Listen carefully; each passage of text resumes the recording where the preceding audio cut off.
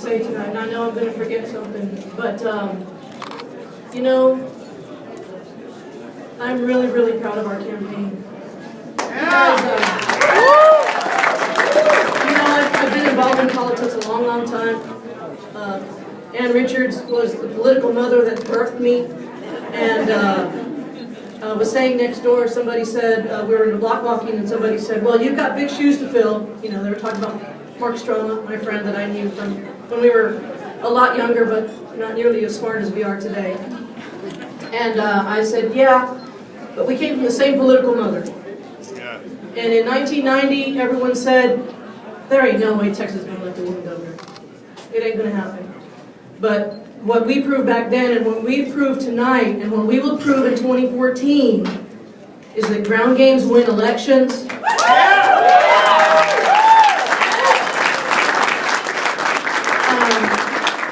staff and I were talking about how we got to this point, and we didn't know we'd be running a special election. When Mark resigned in 100-degree weather, we put on our tennis shoes and we started meeting the voters. And since then, we have covered a very unique universe of voters 9.5 times. And that's not with telephones. That's with tennis shoes and knocking on doors.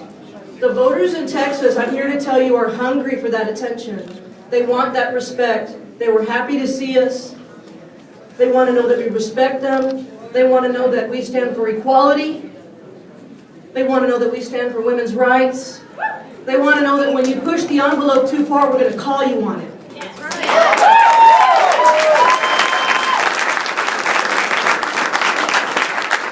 So, I'm a little overwhelmed tonight. I've had so much help from so many people.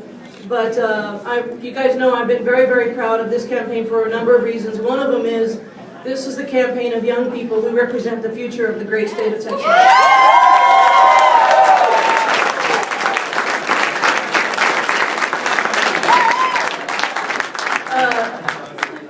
My dear friend Glenn Maxey is not one of those.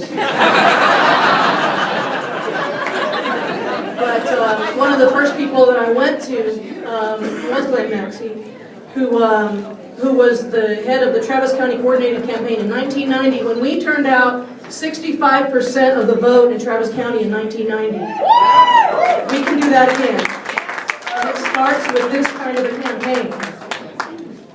I said next door we're going to take back Texas again. But Glenn Maxey turned me onto a group of young people who were ecstatic and proud and loyal and hardworking, and I would not be here without them.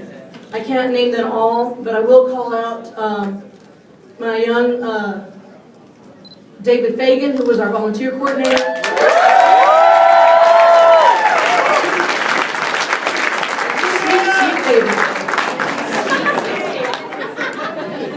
And you guys know if you worked on a campaign, you can't do squat without a mat and cutting turf. And we had a young man named Andre Triber, who loved nothing more than to work on mats.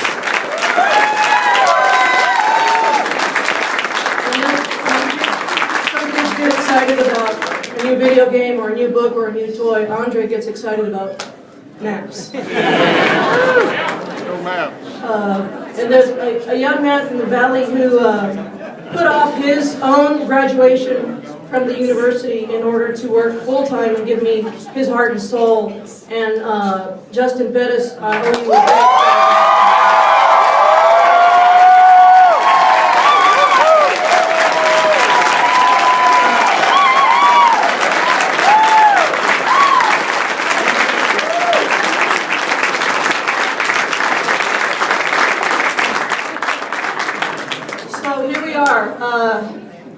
we turned out a ton of people, I think almost 10% of the vote tonight, in a special election with 2 ice storms.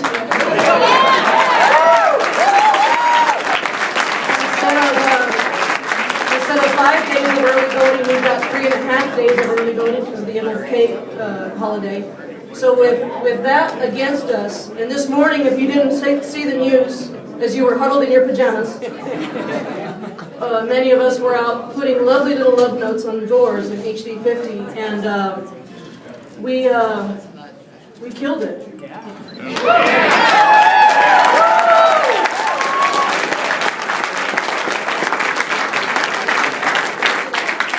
There is a very special person in my life, and you guys know sometimes behind a great woman there's another great woman.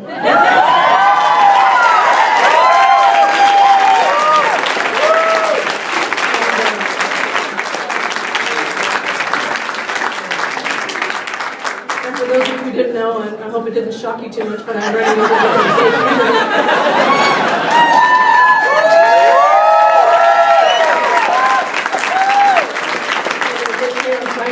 There's anything wrong with that. So Linda Garza, I owe you so much, but thank you for your patience and for your love.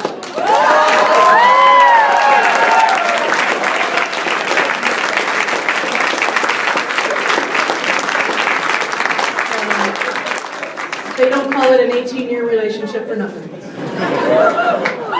So, when we hit this next phase of the campaign, after November the 5th, we had, people were asking me, how you feeling, how you feeling? You know, I had so much love and support from our political allies.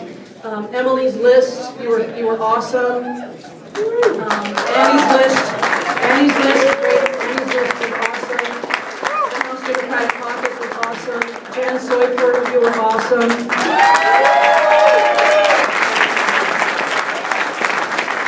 Will Taylor, the Texas Democratic Party is alive and well and ready to rock and roll.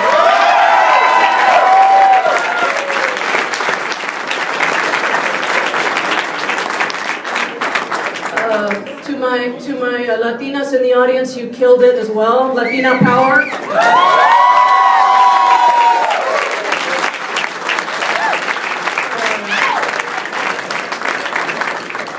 To my friends in labor who stand up for the working men and women of this state, I wouldn't be here without you. And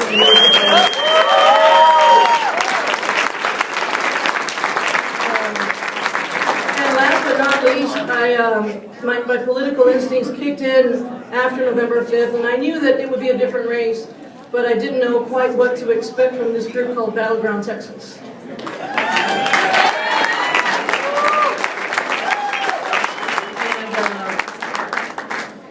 I knew that this was a group of Democrats that were new and different and came from another planet. But I met with Cliff Walker and said, I think we can work out some...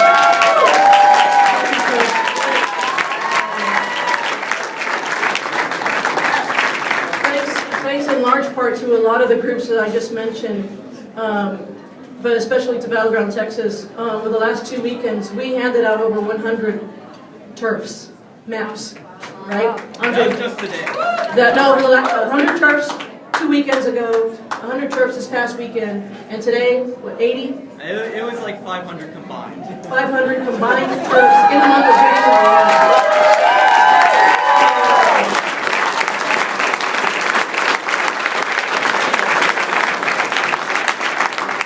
So to all of you in this room who took a 2-hour assignment, or to all of you in this room who paid your way out of purgatory and gave me very nice campaign contributions, I will be forever grateful. So here we go. This district was 58% in 2012. Where do we stand? Will somebody give me some updated numbers on where we stand? We're at 60% now.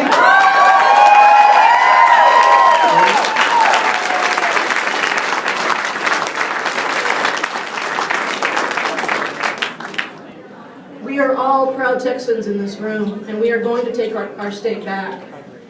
And we do it block by block, street by street, precinct by precinct. I'm a living testament to that. This campaign is an example of how we're going to do politics in the state of Texas. And I'm very grateful to each and every one of you for everything that you've given back. I know I'm forgetting a bunch of people and things that I would like to say to make you laugh and or cry. But most importantly, I'm proud to be here tonight, and I'm proud to be the next member of the Texas House of Representatives.